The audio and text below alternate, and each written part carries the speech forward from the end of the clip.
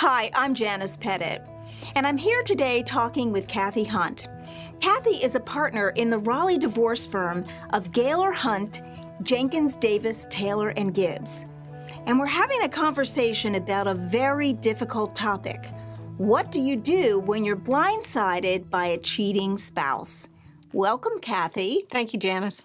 So I know this is a difficult topic, but my first question, I think, would be, what are the steps that you should take right away if you find out your spouse is cheating and you're thinking of ending the marriage? Well, there are three things. First and foremost, don't say anything to anyone.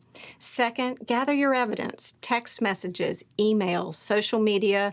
And number three, you're going to need to get financial information. So the first thing you said was don't say anything. Well, most people are going to run to a family member or a friend.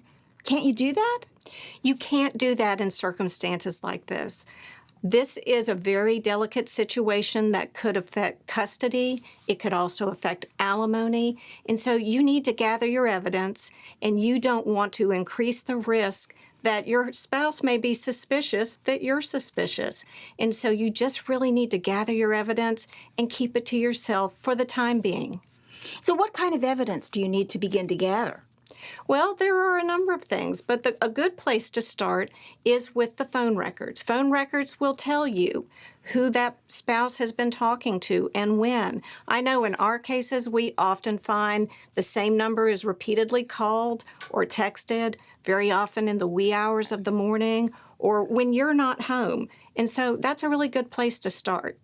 So what should you look for specifically in emails and texts? Well, if you have access to emails and text, you're looking for the nature of the communication. That will tell you a little bit about the relationship. In addition to that, look and see if any of those communications have a video attached, or maybe they're going to have a photograph attached. That will lead you to some of the information that you need. But then, social media. That is really a wealth of information and a great resource.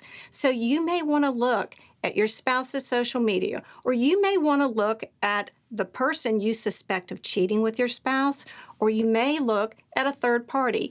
All of those posts, all of those comments, all of those things are information that you can use to see whether your spouse really is committing adultery with somebody else, and it's good information to have. So if I don't have access to some of that, phones, emails, texts, what else could I do? Well, another thing you can do is look to a credit card statement. There is a roadmap right there. Where was your spouse on a particular day? Where were they buying items or going to a hotel or going to a restaurant?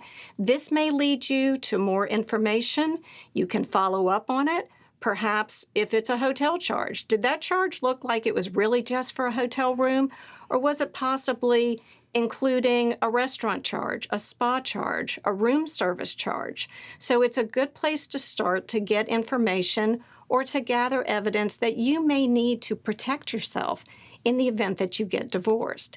Now, if you can't have a credit card statement available to you, you can look to a bank statement. This is another great roadmap that will tell you where your spouse was on a particular day, in a particular geographic location, what they purchased, but it also tells you, did they take cash out of the account? So now, there was a case where a husband left home. He drove in his car to the ATM.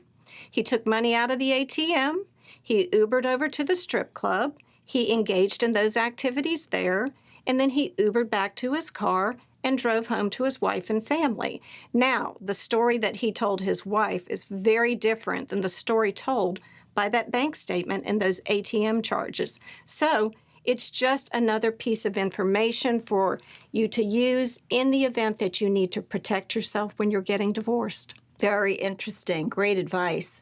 So are there any other kinds of financial evidence that you should try to gather? Well, if you have access, you should go ahead and get retirement statements, tax returns, bank records, brokerage accounts. You're going to need all of these things if you get divorced, and it's easier to get them before parties separate or before they're fighting with each other. Sometimes those documents have a tendency to disappear. And so if you have access, go ahead, make a copy or take a picture. That way you'll have them in the event you need to protect yourself if you get divorced. So, Cathy, what you're telling us is do all of this before you tell anybody. That's right, Janice. Okay, excellent advice. Thank you so much. Thank you. Now, if you'd like to speak to Cathy or you'd like to learn more about this particular topic, you can contact her at the information included at the end of this video. And please feel free to comment and share. Thank you.